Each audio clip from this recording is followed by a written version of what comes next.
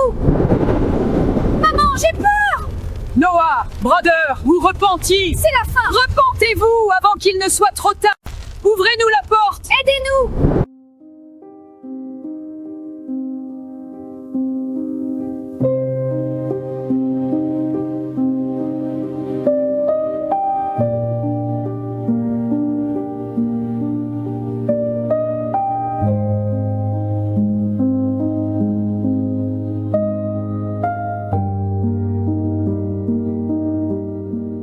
Imagine un instant un monde qui continue de tourner comme si de rien n'était. Les gens se lèvent le matin, ils vont au travail, ils mangent, ils construisent. Ils se marient, font des projets pour demain, remplissent leurs agendas. Les rues sont pleines, les maisons sont habitées, les rires résonnent. En apparence, tout semble aller pour le mieux. Et pourtant, quelque chose cloche. Un malaise discret, presque invisible. Comme si, derrière le vernis de la normalité, quelque chose se fissurait lentement.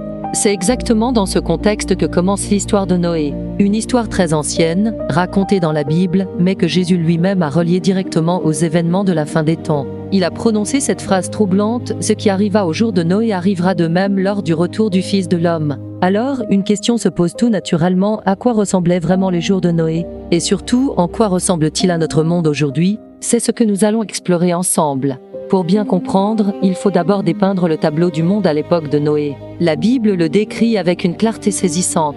Elle dit que la corruption était généralisée, que la violence remplissait la terre et que le cœur des hommes était constamment tourné vers le mal. Et point crucial, personne n'écoutait les avertissements. Attention, il ne faut pas imaginer un monde en ruine ou une humanité misérable et désespérée. Au contraire, les gens vivaient, ils avançaient, ils développaient leur société. Ils mangeaient, buvaient, se mariaient, comme l'a précisé Jésus. Mais ils vivaient sans Dieu, sans repères solides, sans limite intérieure. Chacun faisait ce qui lui semblait bon à ses propres yeux. La conscience s'était endurcie, le mal était devenu la norme. La Bible dit que toute la pensée de leur cœur se portait chaque jour uniquement vers le mal. Dieu observe ce monde. Il ne voit pas seulement des actes isolés, mais une direction globale, une trajectoire. Une humanité arrivée à un point de rupture. Non pas à cause d'un accident ou d'un jugement précipité, mais à cause de choix répétés, d'un refus collectif d'écouter, d'un cœur fermé à toute correction. C'est une image forte, celle d'une société qui, à force d'ignorer les signaux, a atteint un point de non-retour moral et spirituel. Et au milieu de ce monde, un homme se distingue, Noé. La Bible ne le présente pas comme un surhomme parfait, mais elle dit 3 choses essentielles sur lui: il est juste, il est intègre et surtout, il marche avec Dieu, c'est-à-dire qu'il est attentif à sa voix. Alors Dieu lui confie une mission qui paraît étrange, déroutante, presque absurde pour ses contemporains, construire une arche. Une immense arche, sur la terre ferme, alors qu'il n'a, semble-t-il, jamais plu de cette manière auparavant. Imaginez la scène. Noé coupe du bois, il assemble des poutres, il calfeutre la coque jour après jour, année après année. Autour de lui, les regards se font moqueurs, les rires fusent, les critiques tombent. Mais à quoi ça sert? Tu perds ton temps et ton argent. Il ne va rien se passer, regarde le ciel, il est bleu. La vie continue normalement, et Noé, avec son chantier improbable, passe pour un fou, un extrémiste. Personne n'est forcé de le croire, bien sûr. Mais ce qui est frappant, c'est que personne ne semble vouloir écouter non plus. Personne ne s'interroge. Noé devient alors le symbole d'une minorité qui se prépare pendant que la majorité continue sa route, insouciante, persuadée que rien ne viendra troubler sa tranquillité. Mais attention, la Bible précise un détail fondamental. Noé n'a pas seulement construit l'arche en silence dans son coin. L'apôtre Pierre l'appelle un prédicateur de la justice. Cela signifie qu'il a aussi averti, il a parlé, il a expliqué la raison de son travail, il a appelé au changement. Son chantier lui-même était un message visible, un avertissement silencieux mais puissant qui durait depuis des décennies. Pourtant, les gens ont repoussé l'idée. Ils trouvaient cela exagéré, alarmiste. Ils se disaient que demain serait comme hier, que la vie suivrait son cours habituel. Et puis un jour, sans annonce spectaculaire, sans compte à rebours visible pour le monde extérieur, la porte de l'arche se ferme. La Bible précise que ce n'est pas Noé qui la ferme, c'est Dieu lui-même. À ce moment-là, pour ceux qui sont dehors, tout semble encore normal. Le soleil s'est peut-être levé comme tous les autres jours, mais le temps de la grâce est terminé. Le déluge arrive ensuite, balayant une humanité qui vivait dans l'insouciance quelques heures plus tôt. C'est précisément sur ce point, cette soudaineté au milieu de la normalité, que Jésus établit le parallèle avec la fin des temps. Quand Jésus parle des jours de Noé, il ne compare pas la fin du monde à une catastrophe que tout le monde verrait venir des semaines à l'avance. Au contraire, il dit les gens mangeaient, buvaient, se mariaient et mariaient leurs enfants, jusqu'au jour où Noé entra dans l'arche. et ils ne se doutèrent de rien jusqu'à ce que le déluge vienne et les emporte tout.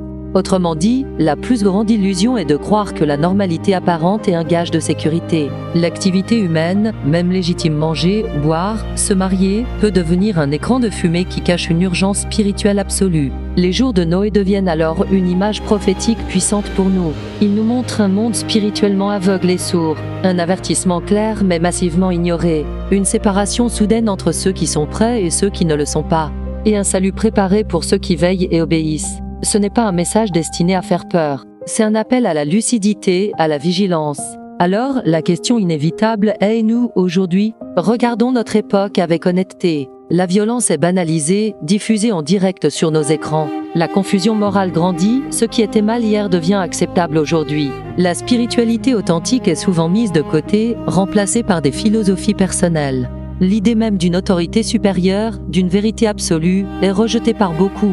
Et pourtant, tout continue normalement. Les agendas sont pleins, les projets avancent. La vie semble stable pour une grande partie du monde. Mais comme au jour de Noé, quelque chose de crucial se joue en profondeur, dans les coulisses de notre quotidien. Dieu avertit toujours avant d'agir. Il laisse du temps. Il envoie des messages. Il appelle au réveil par sa parole, par les circonstances, par des voix comme celle de Noé en son temps. La vraie question n'est donc pas tant tout cela arrivera-t-il, une question à laquelle Jésus lui-même a dit que personne ne connaissait la réponse. La vraie question est bien plus personnelle, suis-je prêt? Mon cœur est-il à l'écoute? Est-ce ce que je construis ma vie sur le roc de la parole de Dieu ou sur le sable mouvant des opinions de mon époque? L'histoire de Noé n'est pas dans la Bible pour condamner le monde, mais pour nous réveiller. Elle est un puissant rappel que chaque génération a un temps de grâce, une fenêtre d'opportunité pour se tourner vers Dieu. Elle nous montre que chaque avertissement de Dieu n'est pas une menace, mais une preuve de son amour et de sa patience.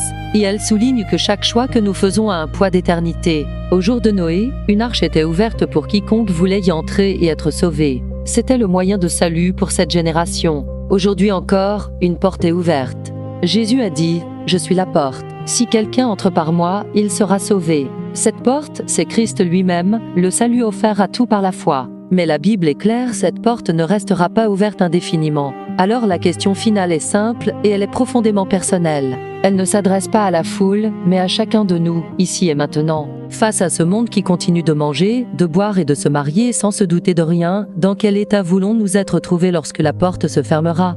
Serein à l'intérieur de l'arche du salut ou surpris par la pluie dehors? Le choix nous appartient aujourd'hui. Merci de m'avoir écouté. Si cette réflexion vous a interpellé, n'hésitez pas à la partager et à vous abonner pour ne pas manquer les prochaines vidéos. Prenez soin de vous.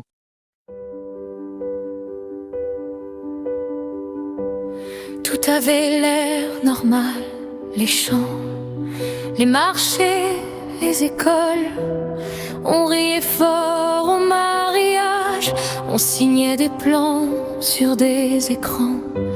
On parlait d'années à venir, de maisons plus grandes, plus haut. On rangeait nos peurs dans des tiroirs. On disait toujours, on verra bien. Comme au jour de Noé, on vit, on rit, on oublie. Le ciel parle en secret, mais qui prend le temps d'écouter. Comme au jour de Noé, on court, on compte, on s'enfuit. Un vieux récit pourtant vrai, un avertissement pour aujourd'hui.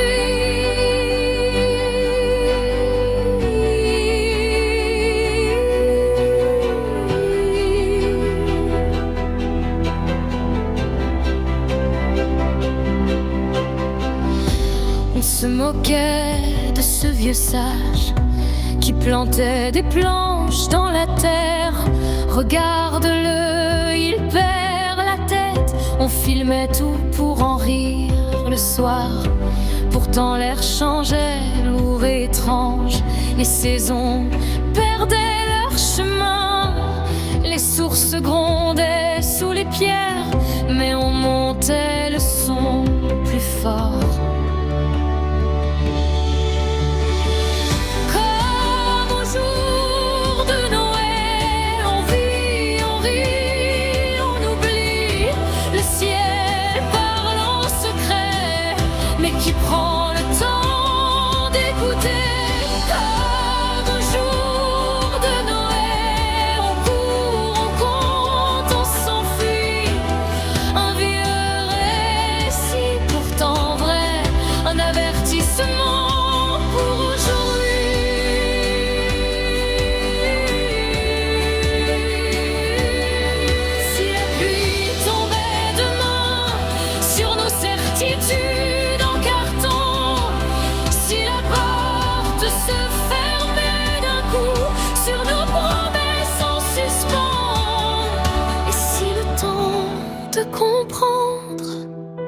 dès maintenant, pas après.